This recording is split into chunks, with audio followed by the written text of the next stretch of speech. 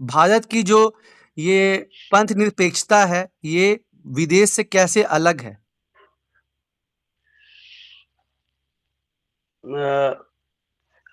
Basically, sir, we believe in सर्व धर्म। इसमें sir हम लोग ऑल रिलीजन को हम लोग इक्वल वैल्यू सर देते हैं। और दूसरे फॉरेन कंट्री में जो होता है उसमें मतलब किसी न किसी को मतलब प्रायोरिटी ज्यादा दिया जाता है, लेकिन in India, in our country, we we believe in brotherhood and believe Okay, सर्वधर्म okay, okay. संभाव। Okay. Ankita, go for it. Same question. What do you know about preamble of Indian Constitution and how it differs from, मतलब how secularism of India differs from that of West? Sir, Preamble of India is known as soul of the Constitution, and it it replicates the philosophy of Indian Constitution. The preamble stands for we the people of India having solemnly resolved to constitute India into uh, sovereign, so, uh, sovereign, socialist, democratic republic, and secure its citizen to justice, the justice of thoughts, belief, expressions, Good. faith, and worship. And the second question is sovereignty. Sorry, what was the second question, sir? How Indian Secularism. secularism differs from that of Western countries? Indian secularism is based upon principal distance approach that is propounded by Rajiv Bhargava basically, and it differs from West because West believe in complete separation of religion from state, but in India we respect all the religions equally, and there is not at all not complete separation. Thank you. Good. Hindi में कोई try करेगा same question को? दो हम लोग English वाला answer देख लिए। हिंदी में है कि प्रस्तावना से आप क्या समझते हैं और जो भारत की धर्मनिरपेक्षता है ये पश्चिमी देशों से कैसे अलग है? शिखा वंदना, गो फॉर इट। तो जैसा कि नेपाल की वाला जी ने कहा है कि प्रस्तावना संविधान का परिचय पत्र है, और इसमें हम देख सकते हैं कि संविधान के जितने भी तत्व हैं, चाहे वो न्याय की बात करते हो, स्वतंत्रता की बात करते हो, समानता की बात करते हो, सभी प्रस्तावना में संक्षिप्त रूप से निहित है। और तो इसलिए हम प्रस्तावना को संविधान का आईना भी मान सकते हैं। दूसरा क्वेश्चन जो है कि भारत का जो भारतीय प्रस्तावना, ये धर्मनिरपेक्षता जो है वो अन्य देशों से कैसे अलग है? तो यहाँ पर जो पंथ निरपेक्षता है वो सर्वधर्म संभाव पर आधारित है, जिसमें कि किसी विशेष धर्म को हम तवज्जो नहीं दे, राज्य का धर्म नहीं बनाते, लेकिन सभी धर्म को समान रूप से संरक्षण देने की बात की जाती है। ठीक है, गुड। जबकि अन्य देशों में हम देखते हैं, वेस्ट के देशों में, कि वो किसी एक धर्म को मान्यता देते हैं, जबकि इंडिया में ऐसा नहीं है। ठीक है, ओके, गुड। नेक्स्ट क्वेश्चन जो है विवेक भाई को है। आप बेसिक स्ट्रक्चर से क्या समझते हैं और कौन से इंपॉर्टेंट केस में जो है बेसिक स्ट्रक्चर का जो है ये थ्योरी पहली बार भारत में आया और बहुत ही फेमस केस भी है? तो आप दोनों चीज के बारे में बताइए कि आप बेसिक स्ट्रक्चर से क्या समझते हैं और वो कौन सा लैंडमार्क केस है इंडिया का जिसमें कि ये बेसिक स्ट्रक्चर का डॉक्ट्रिन जो है फर्स्ट टाइम आया। अगर हेलो, हाँ बोलिए हाँ जी, बोलिए। हाँ जी, हाँ। अगर बेसिक स्ट्रक्चर की बात की जाती है ना, तो संविधान के जो बेसिक स्ट्रक्चर कहा जाता है, तो इसमें संविधान की प्रमुखता की बात की जाती है, और जिसमें जो power of separation of power की बात की जाती है, या फिर जो हमारा जो न्याय जो तंत्र है वो स्वतंत्र है, एग्जीक्यूटिव एंड जो कार्यपालिका, विधायिका और जो जुडिशरी एक दूसरे से अलग है, और या रूल ऑफ लॉ की भी बात की जाती है। तो बेसिक स्ट्रक्चर ये कहा जाता है जो हमारे संविधान का मूल सिद्धांत की बात की जाती है, जिसमें कि जब भी कोई केस जब माननीय उच्चतम न्यायालय या उच्च न्यायालय के समक्ष जब ये केस वगैरह कोई जाता है, तो इसी प्रोविज़न का हवाला देख कर के किसी भी आर्टिकल जो कानून जो संसद द्वारा पारित किए जाते हैं, तो उन्हें नल एंड वॉइड घोषित किया जा सकता है, क्योंकि बेसिक स्ट्रक्चर वो है जो अगर बात की जाए जो संविधान का मूल सिद्धांत है। कुछ एग्जाम्पल जैसे आप दिए ही, बढ़िया अटेम्प्ट रहा। संतोष 100, गो फॉर इट।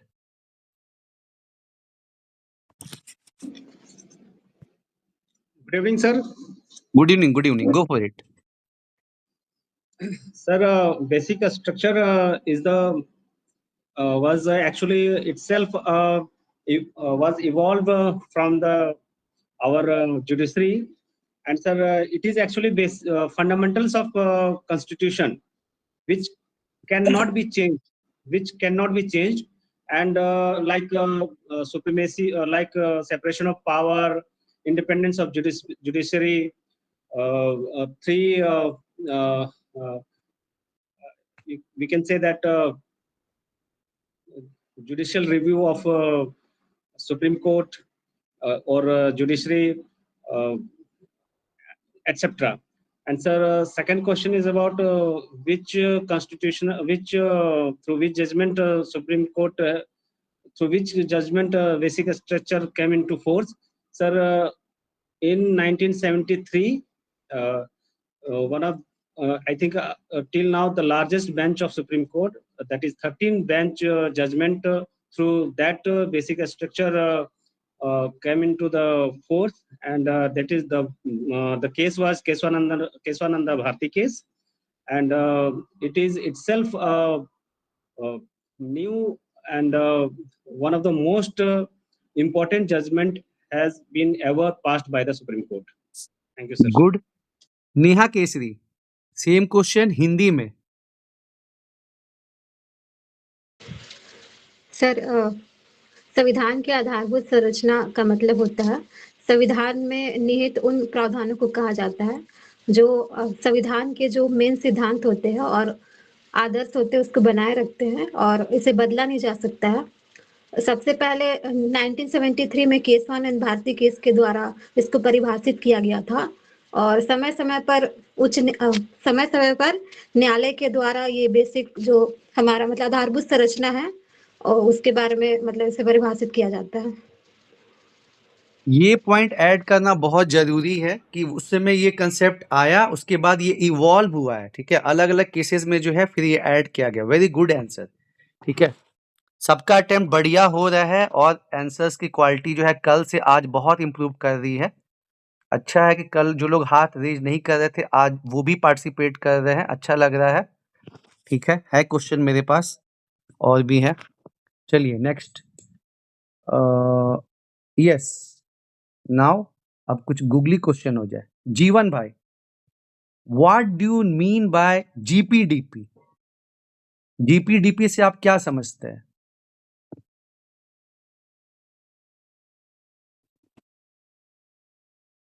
तो बाकी लोग तैयार रहिएगा, इन केस मान लीजिए कि नहीं आ रहा तो फिर मेरे पास ऑप्शन है कि हाँ पूछ सके कि हाँ, तो हैंड वही रेज कीजिएगा जो ट्राई करना चाहते हैं। ठीक है,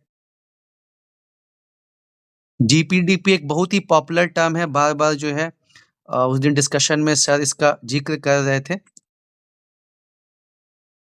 ठीक है, तबस्सुम, चलिए आज दीजिए आंसर।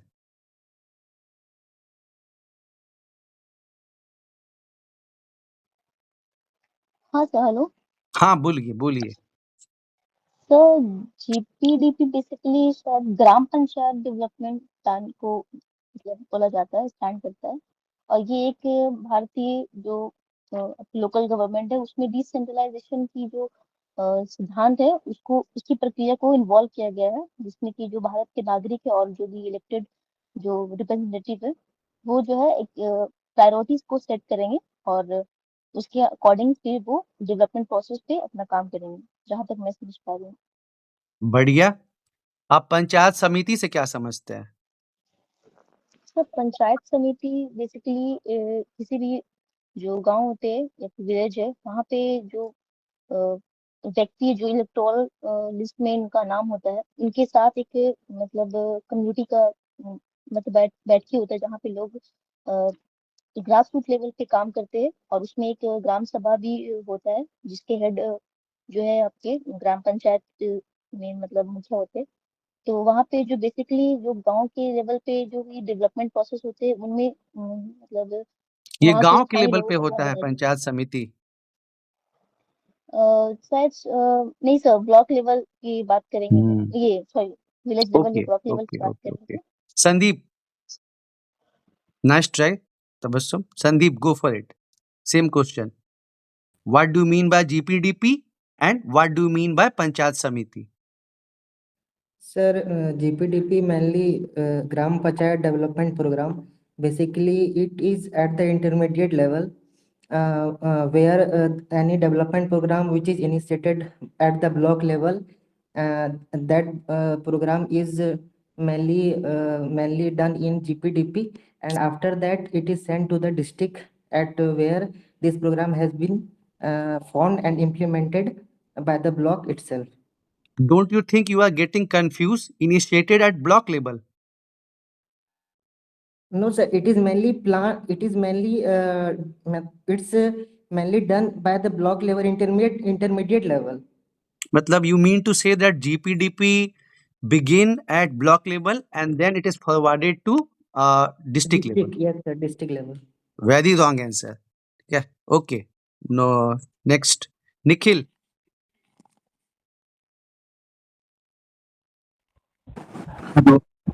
सर, जो local government body Sandeep, please panchayat switch off your mic. Sir,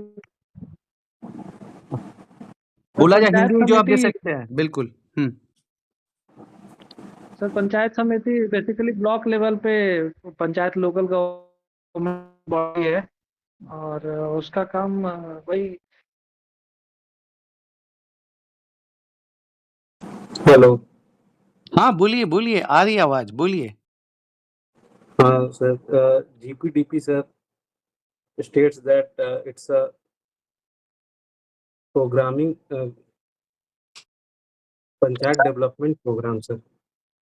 Sir, it is announced in 73rd Constitution Amendment Act, and it helps Gram Panchayat level to prepare a comprehensive development plan for a village, sir. And it gives numerous subjects like water, sanitations, for like kacha work, pakka work, and the funds are basically associated from the 15th Finance Commission, sir, and other bodies also. And actually, the Gram Sabha decide the purpose for the allocations of fund in the GPDP, and it is sent to the higher authority for the allocations of fund. Okay, partially correct. Rishabh, go for it. So Gram Panchayat Development Plan is basically a plan that is developed at the grassroots level, basically at the panchayat, keeping in mind the local conditions and local need of the panchayat, and then it is transferred to the panchayat samiti, that is a governing local administration body at the block level, so that the finances and other things can be filtered down to the panchayat, and the works can be completed on the grassroots level. And when it was introduced? Sir, I think it was in 1970 with the 73rd Constitutional Amendment Act of 1993. Okay, and what about Panchayat Samiti? Panchayat Samiti is a local governance body at the block level, which is usually headed by the BDO of a block that oversees the developmental program in the block, including in the various panchayats under that given Do you mean block. to say that BDO heads Panchayat Samiti? He's secretary of that. Okay, GK खजाना. Nice attempt, Rishabh. GK खजाना. हाँ sir. बोला जाए. Same sir, question. GPDP एक सरकार द्वारा बनाया 73 संविधान संशोधन द्वारा बनाया गया एक ऑर्गेनाइजेशन है जो ग्रास रूट मतलब पंचायत लेवल पर जो भी ग्रामीण की आवश्यकता हो, चाहे पानी हो, बिजली हो, जो भी कुछ आवश्यकता हो, उसको एक प्लान बनाकर ऊपर की तरफ फॉरवर्ड करना है और उसी प्लान के अनुसार यहाँ उसको पैसा एलोकेट किया जाता है। और रही बात ये पंचायत समिति की, तो 73वां संविधान संशोधन में त्रिस्तरीय पंचायत का प्रावधान जो किया गया था, इसमें पंचायत समिति ब्लॉक लेवल पर काम करती है। और हालांकि यह चुनाव ग्राम स्तर से ही होता है और पंचायत समिति ग्राम स्तर से चुन के ब्लॉक लेवल पर भेजता है और वहाँ पर पंचायत समिति मिलकर एक प्रमुख को चुनता है और वही प्रमुख वहाँ पर ब्लॉक लेवल वीडियो के साथ जो बैठक करके, अर्थात हेड तो यही करते हैं, प्रमुख हेड करते हैं, लेकिन वीडियो उसका ये सेक्रेटरी रहता है और जाके उन लोग डेवलपमेंट इशू पर लेकर चर्चा करके जो भी कुछ मामला होता है उसको आगे की तरफ फॉरवर्ड कर दिया जाता है ताकि वहाँ से जो पैसा एलोकेट होगा और वही पैसा को बाद में योजना बनाकर इधर वितरित करता है और डेवलपमेंट का काम करता है। और साथ ही यह कड़ी का काम करता है, ये डिस्ट्रिक्ट और ग्राम पंचायत के बीच में कड़ी का काम करता है। बहुत बढ़िया। बस एक चीज हम ऐड ऑन करना चाहेंगे कि ये 73rd अमेंडमेंट से नहीं आया था, ठीक है। ये मतलब 2015 का ये कंसेप्ट है, ठीक है। 2015 के बाद ये जो है ग्राम पंचायत डेवलपमेंट प्लान, जिसको योजना बनाओ अभियान भी कहते हैं, तो इसको कंसेप्ट को लाया गया कि जो ग्राम सभा है वो मतलब हो क्या रहा है, ये जैसे कि बदलाव जो किया गया आपका 73rd अमेंडमेंट से 74th अमेंडमेंट से डेमोक्रेटिक डिसेंट्रलाइजेशन का, ठीक है, यानी कि प्रजातांत्रिक विकेंद्रीकरण किया गया। तो उसमें फिर क्या हुआ कि मतलब ये चीज तो अब धीरे धीरे समझ में आने लगी कि टॉप टू बॉटम काम नहीं चलेगा, हम जितना ज्यादा डेमोक्रेसी ग्रासरूट लेवल पे करेंगे उतना बढ़िया होगा। और वही बात है कि वन साइज फिट ऑल नहीं होता है, तो कितना बढ़िया रहेगा कि ग्राम सभा के मतलब जो भी 18 ईयर्स एंड अबव एडल्ट हैं वो अपने एरिया का जो भी प्रॉब्लम है उसको तैयार करें, वो ग्राम पंचायत को मतलब फॉरवर्ड करते हैं और ग्राम पंचायत फर्दर उसको फॉरवर्ड करता है पंचायत समिति पे, पंचायत समिति उसका स्क्रूटिनी करती है और उसके बाद जो है वो फिर आगे फॉरवर्ड करती है। तो सभी लोग मोटा मोटी सही थे, बस वो एक दो लोग कंफ्यूज हो गया कि ये ब्लॉक लेवल पे हुआ था। 2022 से शुरुआत नहीं, ये 15-16 से ही चल रहा है। झारखंड जो है पहला स्टेट है जिसको स्टार्ट किया है, one of the first state, ठीक है। ये 16 से है जो है मतलब चल रहा है ये जो जीपीडीपी का जो कंसेप्ट है, ठीक है, इसको ध्यान में रखना है। और चूंकि वीडियो जो है वो सेक्रेटरी रहेंगे तो उससे संबंधित भी चीजों को अच्छे से देखना है, ठीक है ना। तो क्योंकि सर बार बार रिपीट कर रहे थे तो हम सोचे कि नहीं, इस कंसेप्ट को जानना समझना बहुत जरूरी है। और ये डेमोक्रेटिक डिसेंट्रलाइजेशन मतलब ग्राम पंचायत मतलब ग्राम सभा जो है वो प्लान तैयार करता है और मतलब अलॉन्ग विथ ग्राम पंचायत और उसके बाद फिर आगे मिलजुल के जो है प्लानिंग को बनाया जाता है। सर एक चीज मैं ऐड कर रहा हूँ इसमें, एक नीति आयोग का जो अप्रोच था ना, bottom to top development model, तो उस पे बेस्ड ये 2015 में कॉन्सेप्ट आया था। और क्या बोलते हैं वो, मतलब उसी से आप इसको जोड़ सकते हैं कि जैसा नेम सजेस्ट कर रहा है जीपीडीपी, तो बॉटम टू टॉप लेवल है, तो वो डेवलपमेंट का हम लोग प्लान तैयार करके ऊपर में शेयर कर रहे हैं। तो वैसे 2015 से वैसे भी इसको रिलेट कर सकते हो क्योंकि नीति आयोग का कंसेप्ट उसी टाइम पे आया था। बिल्कुल सही, बिल्कुल सही, ठीक है। और इसको कॉमन टर्म में हम लोग जानते हैं योजना बनाओ अभियान, ठीक है। कॉमन टर्म में इसका नाम दिया गया है योजना बनाओ अभियान, ठीक है। उम्मीद है सब लोग को ये जीपीडीपी वाला कंसेप्ट क्लियर हुआ होगा। सभी लोग 37 या कितना 42 के आसपास है ना। तो दोनों काम हो रहा है, हम लोग क्वेश्चन भी डिस्कस कर रहे हैं, आपका आंसर भी सुन रहे हैं और जहाँ कुछ एड ऑन हो रहा है। और ऐसे तो सभी का जो है कुछ ना कुछ पॉइंट सही रह ही रहा है और जो थोड़ा बहुत कंफ्यूजन है उसको भी हम लोग शॉर्ट आउट कर लेंगे। चलिए आगे बढ़ते हैं। Ajit, you have mention NITI Aayog, है ना। How can you differ NITI Aayog from earlier established planning commission? Why NITI Aayog came into existence after abolishing planning commission?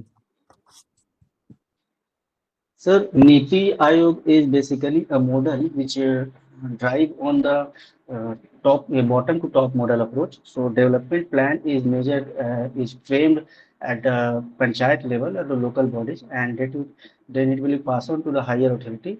And on maintaining the local autonomy, we are matching those local autonomy with national standard, and after matching it, we are implementing the development plan there. And sir, in earlier planning commission, there was no mid-course correction procedure was there, and there was no bottom to top approach was there. So planning was made for the 5-year term, and then it was implemented for 5-year term. Whether there was no mid-course correction system was there in sir, so it was being defective at that time. And sir, it was the need of the Niti Aayog, so it came into force. Can you name some reports published by Niti Aayog? Yes, sir. Niti Aayog published the multidimensional poverty index report, and sir, it also published the progress per view of the NPI, and sir, several other reports are also published by Niti Aayog. Sir, ठीक है, हिंदी में इस question का कौन right now. Okay nice Hindi में इस question को कौन अटेम्प्ट करना चाहेगा कि प्लानिंग कमीशन को हटा के नीति आयोग को क्यों लाया गया, और जो है एक मिनट देख लेते हैं यहाँ पे Shivani, go for this question.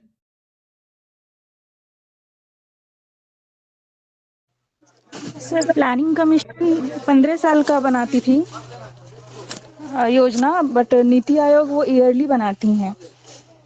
15 साल, सॉरी 10 साल। 5 year ठीक है, फिर आगे बता, कुछ प्लान बता, कुछ रिपोर्ट्स बता जो ये पब्लिश करती है। Sir NITI Aayog basically sir इसका जो ये हेड होते हैं वो प्राइम मिनिस्टर होते हैं, और इसमें एक्स चेयरमैन भी रहते, मेंबर्स भी रहते हैं। आई थिंक 6 इसमें मेंबर्स होते हैं। और I am not asking structuring, I am asking reports. Please listen question properly Shivani. ठीक है, चंदन शर्मा, कोई बात नहीं, पार्शियली करेक्ट। चंदन शर्मा, नीति आयोग को हटा के प्लानिंग कमीशन क्यों लाया गया? बोला जाए।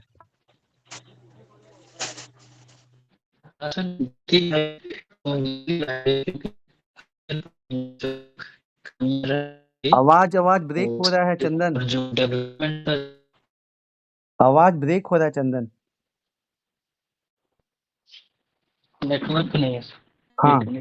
हाँ, थोड़ा शिफ्ट होके आराम से बात करो। हेलो, हाँ अभी ठीक है, अभी बेटर है।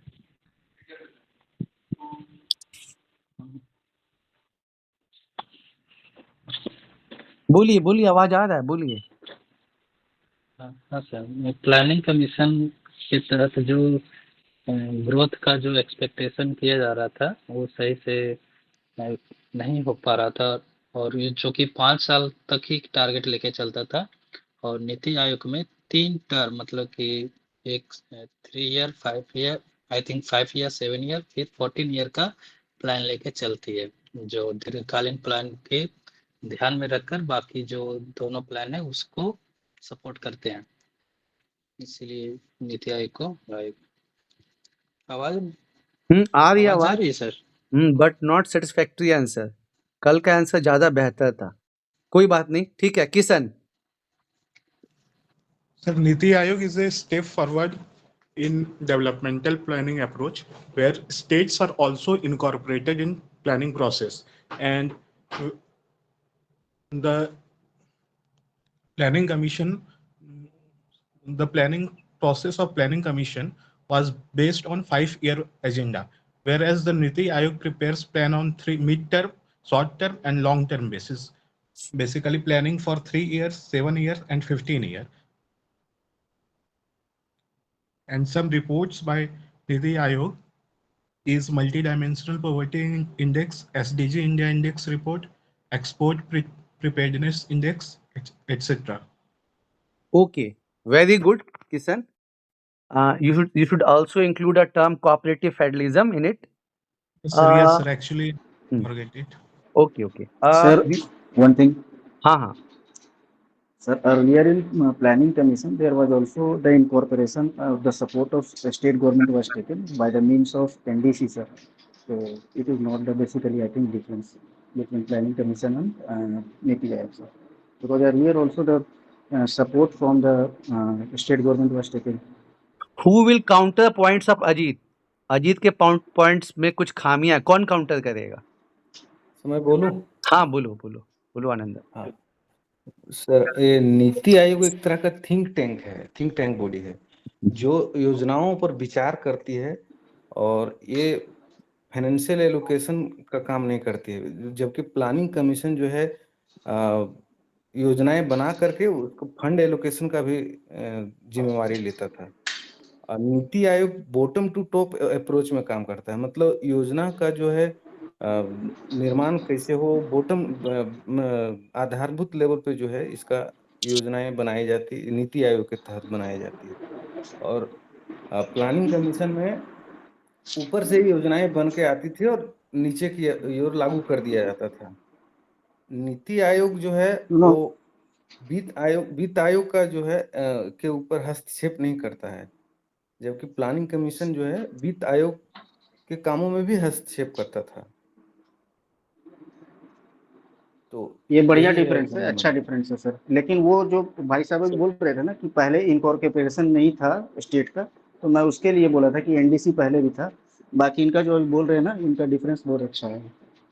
बाकी अजीत देखो, पहले था लेकिन वही है कि फॉर नेम सेक, वो नाम के लिए था। Techno GT, you are try. Yes sorry नहीं बोलो। हाँ बोलो। Actually, sir, Niti, yes, sir. Actually, the basic means if we go in the background, that actually Planning Commission had become a redundant organization because it was relevant in a command type of economy. But after, you can say, LPG and being our neoliberal model, we have actually a type of neoliberal model. So actually states are right now in various phases of economic development, and all states have their own strengths and weaknesses.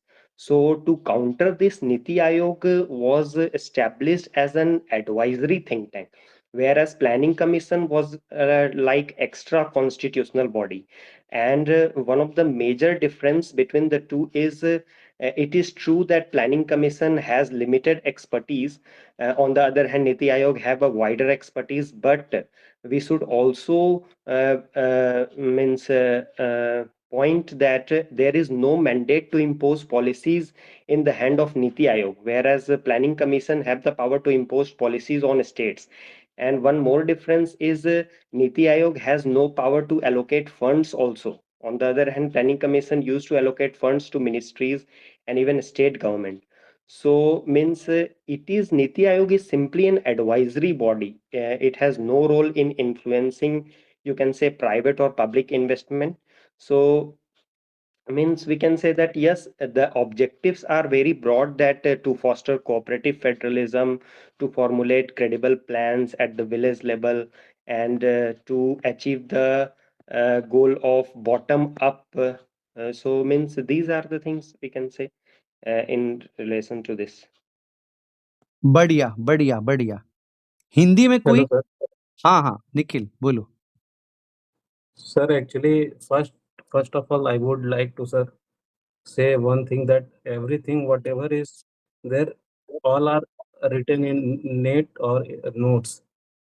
Everything would be there in net or online, sir. But what we have to see is that we have to do something like a depth analysis, sir. So if you will do a depth analysis, you will see that, sir, why government has to brought like Niti Aayog think tank, sir. Because if you will see after the liberalization, sir, we were not able to focus on the target, sir. Whatever we have kept the target, we were not able to achieve that thing, sir.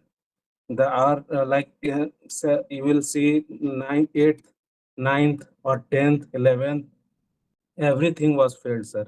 after the subprime crisis, where the world was going on a very downward track, and we were also have some kind of effect. So government thought that in a brighter note or in a brighter situation which are very turning and haphazard, we have to brought a something institution that will tackle everything. Sir, Niti Aayog is not only for a fund and finance, sir. It is for a climate change. It is for SDG index. It is for a water composite index also. It is also seeing everything, sir. It's like a inclusive body which are governing everything, sir.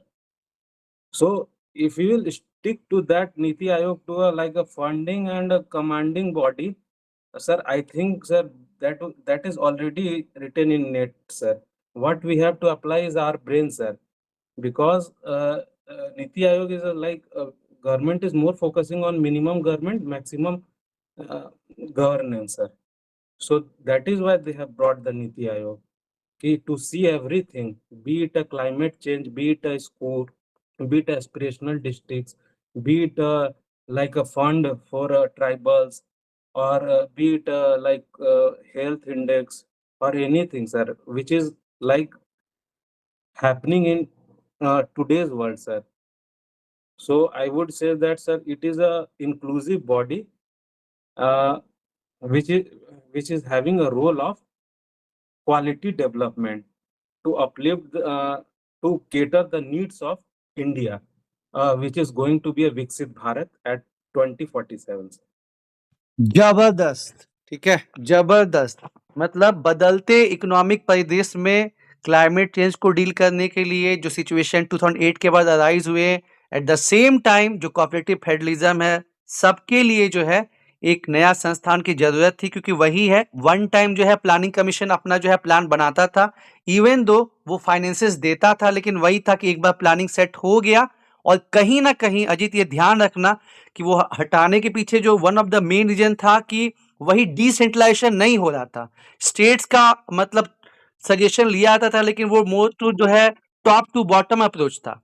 तो वो चीज एक point है, plus ये जो angle add किया निखिल कि 2008 के बाद जो है सिचुएशन जो अराइज हुआ और जो डिमांड्स आने लगे कि फिर आपका कोई भी चीज अगर करना है तो उसका लोकलाइजेशन होना चाहिए, तो ऐसे कॉन्टेक्स्ट में जो है मतलब प्लानिंग कमीशन को हटा के जो है वो नीति आयोग लाया गया। सुपर्ब, हम तो बोले कहीं और देखने का जो जरूरत नहीं है, अपने बैच में ही जो है सब एक से बढ़कर एक स्टार है, बस धीरे धीरे सब लोग ओपन अप हो रहे हैं। हम यही चाहते हैं कि अब कुछ ही दिन बचा हुआ है, ठीक है, उसके बाद फिर ईद का ब्रेक हो जाएगा, ठीक है, तो इसी वजह से जरूर से पार्टिसिपेट करें, और जो भी आपको पता है छुपा के नहीं रखें, उस पॉइंट को सामने में लाएं ताकि हम सबको बेनिफिट हो। देखो कितना अच्छा पॉइंट जो है वो निखिल बताया इसमें, बहुत अच्छा निखिल, वेल डन। एक मिनट, प्रेमचंद कुछ बोल रहा है क्या?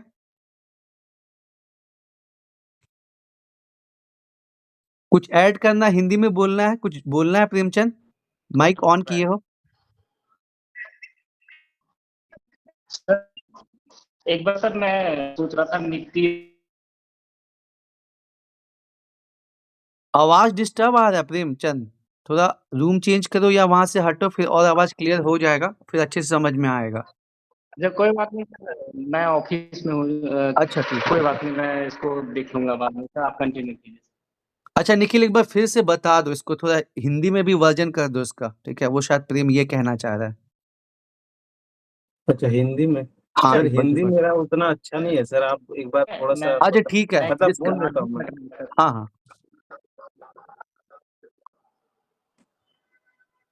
हेलो, हाँ हाँ बोलो बोलो बोलो। हेलो हाँ प्रेम सर, बोलो। मेरी आवाज आ रही है सर? हाँ हाँ आ रही है सर। एक्चुअली आवाज कटेगा सर, मैं ड्यूटी में हूँ, थोड़ा सा मुझे लग रहा है कि मैं कंट्रोल रूम में हूँ, तो थोड़ा सा दिक्कत होगा, इसीलिए मैं बोला आप प्रोसीड कीजिए सर, मैं केवल सुन लूंगा आज। अच्छा वो बात बोल रहे थे, ठीक है ठीक है ठीक है ठीक है, चलिए जी, हिंदी में कौन ट्राई करेगा? निखिल के पॉइंट्स को हिंदी में और कौन एक्सप्लेन करना चाहेगा, बताइए। एक मिनट, अब इधर जो है अविनाश, अविनाश ट्राई करो। क्वेश्चन क्या है सर? क्वेश्चन यही है कि योजना आयोग को हटा के नीति आयोग को क्यों लाया गया, ठीक है। और रिपोर्ट तो हम लोग भी कुछ देखे ही।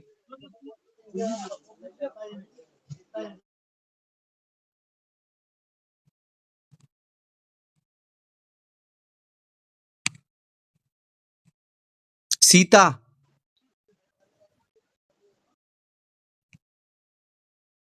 नेहा जायसवाल, प्रतिभा, तुम लोग जो है पंडित जी से वो पतरा दिखाने का इंतजार कर रही हो कि पंडित जी सर पतरा मैं देख के बोलूं बोलेंगे तब जवाब मैं देंगे। बोलूं हाँ बोलो बोलो।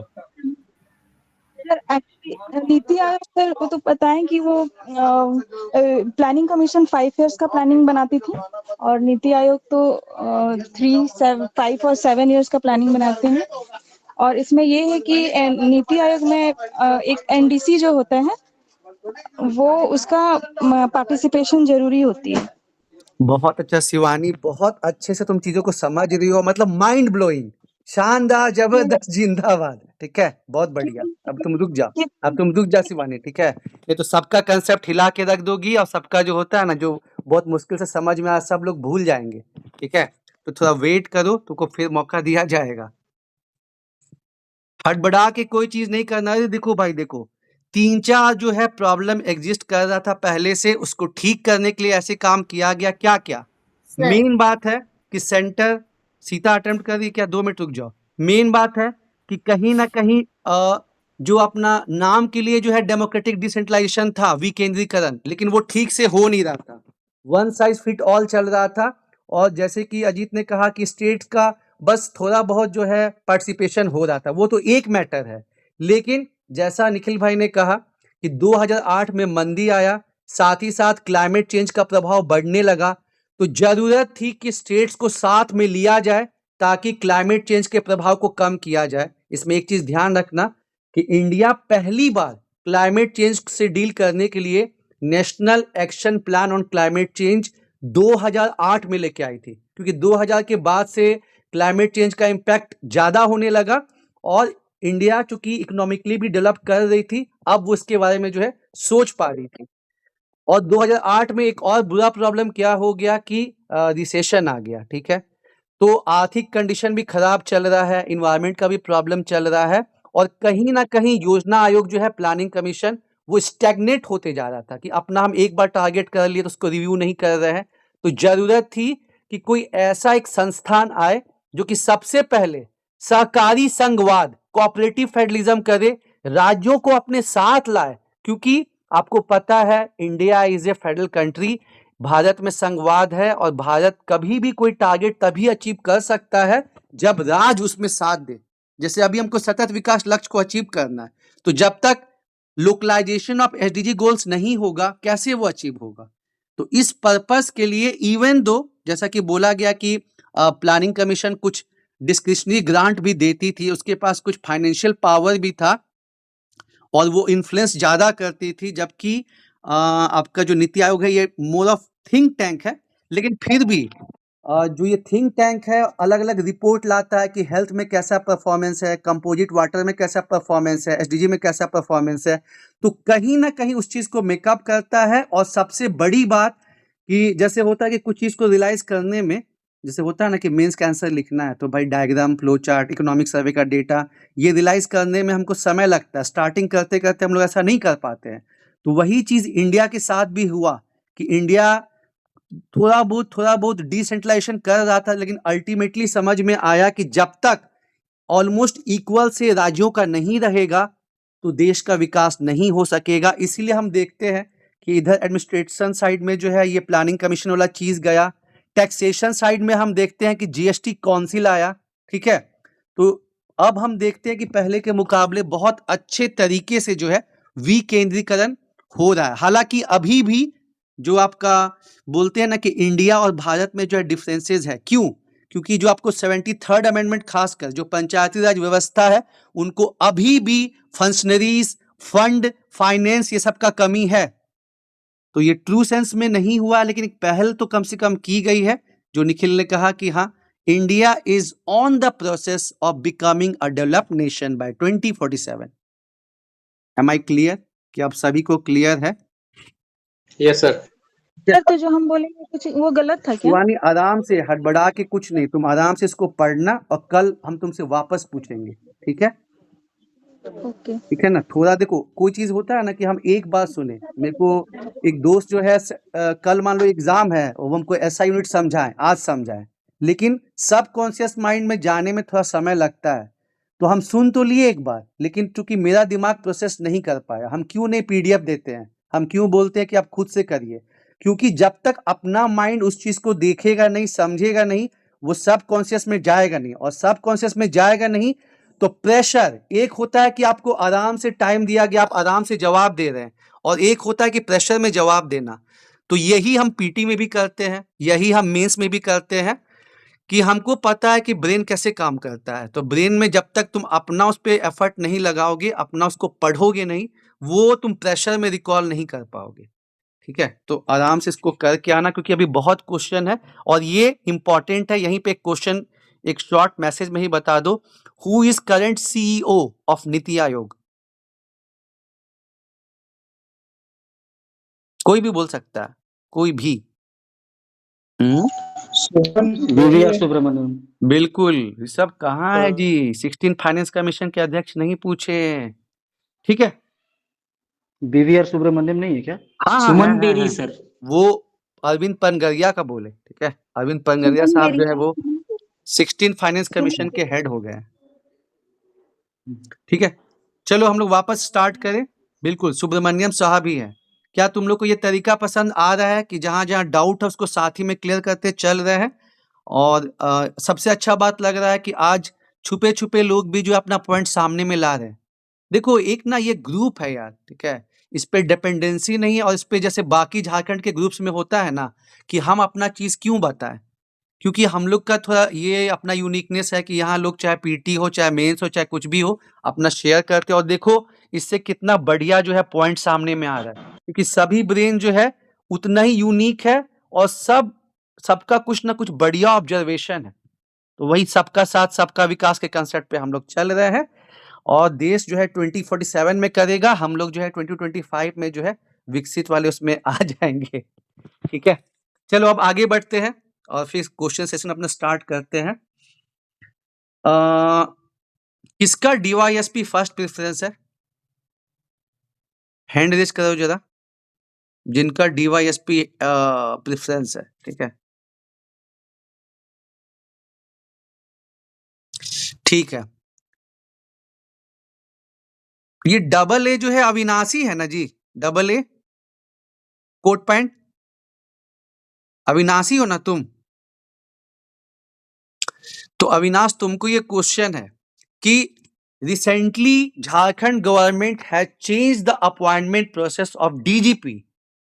हाल ही में झारखंड सरकार ने जो डीजीपी की नियुक्ति की प्रक्रिया है उसमें बदलाव किया है। क्या आप बता सकते हैं कि क्या बदलाव किया गया है?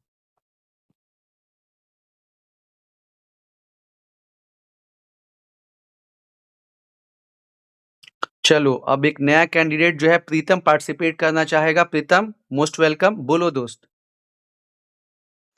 सर पहले यूपीएससी को भेजा जाता था राज्य सरकार की ओर से नाम, अब स्टेट गवर्नमेंट खुद इसको अपने हैंड में लिया है, जिसमें जो सीएम है उनकी अध्यक्षता में इनके अलावा जो है यूपीएससी के कोई एक और व्यक्ति शामिल होंगे। उसके अलावा शायद सर पूर्व डीजीपी भी है। सॉरी सर, रिकॉल नहीं कर पा रहे हैं। अच्छा ठीक है। कुमार बबलू,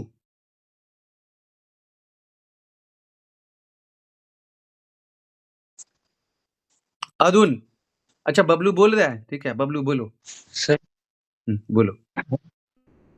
सर डीजीपी के अपॉइंटमेंट का प्रोसेस में सर चेंज यही हुआ है कि सर पहले जो था वो कि राज्य सरकारें जो है वो कुछ ऑफिसर्स के नाम जो है वो यूपीएससी को रिकमेंड करती थी, बट अब जो है वो सीएम राज्य के होते हैं उनके अध्यक्षता, और उनमें यूपीएससी का एक मेंबर होता है सर, और एक पूर्व आवाज डीजीपी कट रहा है और बबलू, थोड़ा आवाज तुम्हारा कट रहा है भाई। रुको रुको रुको, आवाज कट रहा है बबलू। ठीक, थोड़ा शिफ्ट करो, उसके बाद एक बार बोलो। तब तक अरुण भाई बोलिए। अच्छा ठीक है सर। ठीक है ना, कि झारखंड सरकार में, क्योंकि ये क्वेश्चन पक्का जिनका डीवाईएसपी खासकर प्रेफरेंस है उनको पक्का पूछा जाएगा, ठीक है, बताया जाए। जी सर। हाँ, hello.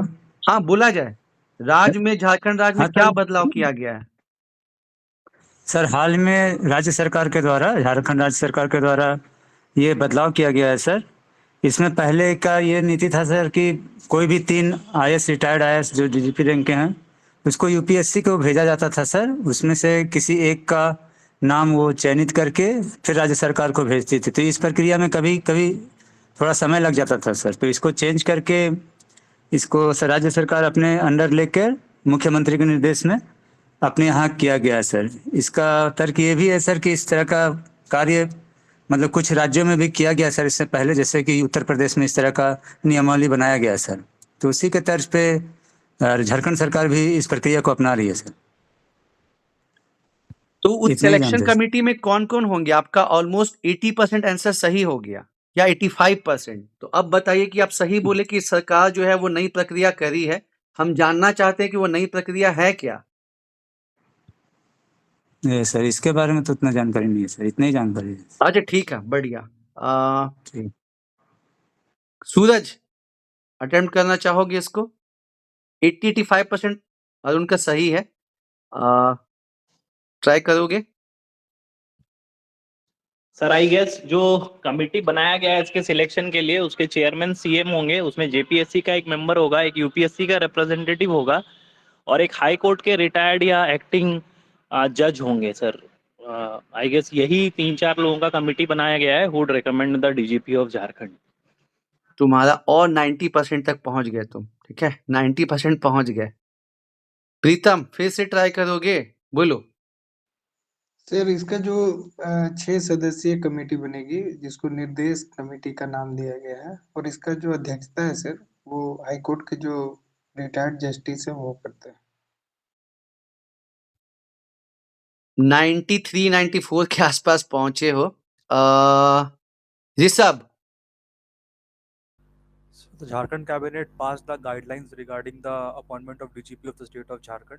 Earlier, the state used to give the names of the recommended DG level officers to UPSC, and after scrutinizing their names and records, the UPSC used to recommend 3 names to the state, from which the state was free to choose its DGP. But under the new guidelines, the Jharkhand state cabinet, the Jharkhand government cabinet has passed the new guidelines in which it says the new DGP of Jharkhand will be recommended on the recommendation of a committee, which will be headed by judge of the High Court, and other members will be the Chief Secretary of the state, the Principal Secretary of the state, a member from the UPSC, a JPSC chairman or his nominee, and this committee will recommend that who will become the DGP of the state. बहुत बढ़िया। Retired high court के जज जो है उस committee के head रहेंगे और ये सब मेंबर्स रहेंगे। देखिए यहाँ पे ना आप ये सब चीज में एकदम स्पेसिफिक रहना, क्योंकि आप कह रहे हैं कि सर हम डीवाईएसपी बनना चाहते हैं। तो जो क्रिमिनल लॉज है, जो प्रकाश सिंह जी का 7 रिकमेंडेशन है, जो ये नया प्रोसेस है, बोले ना कुछ कुछ ऐसा चीज होता है कि आप जैसे कोई पॉलिटिकल साइंस और आईआर बोल दिया और उसको कंपेयर करने बोला कि आप मैकियावली को गांधी जी से कंपेयर कीजिए और उसमें वो फंबल हो जाए, ठीक है, तो तुम सोचते हो वो कितना बड़ा ब्लंडर है, ठीक है। मतलब वही चीज है कि जिसके लिए तुम एस्पायर कर रहे हो, कोई वीडियो बनना चाहता है और कुछ कुछ जो खास गवर्नमेंट का स्कीम जो चल रहा है झारखंड सरकार का, बोलेगा इससे हमको पता ही नहीं है, तो वो मतलब तुम्हारे कथनी में और करनी में अंतर होने वाला चीज हो जाएगा, ठीक है। तो फिर तुम अपने आप को 50 नंबर वाला रेंज में ले जा रहे हो। तो ये ध्यान देना है कि जिनका जो भी है उसके बारे में पता होना चाहिए कि हाँ क्या चीज है, और उसमें सर ऐसा हो सकता है, सर यही है, नहीं, जैसे ऋषभ बोला एकदम एग्जैक्ट तुमको बोलना है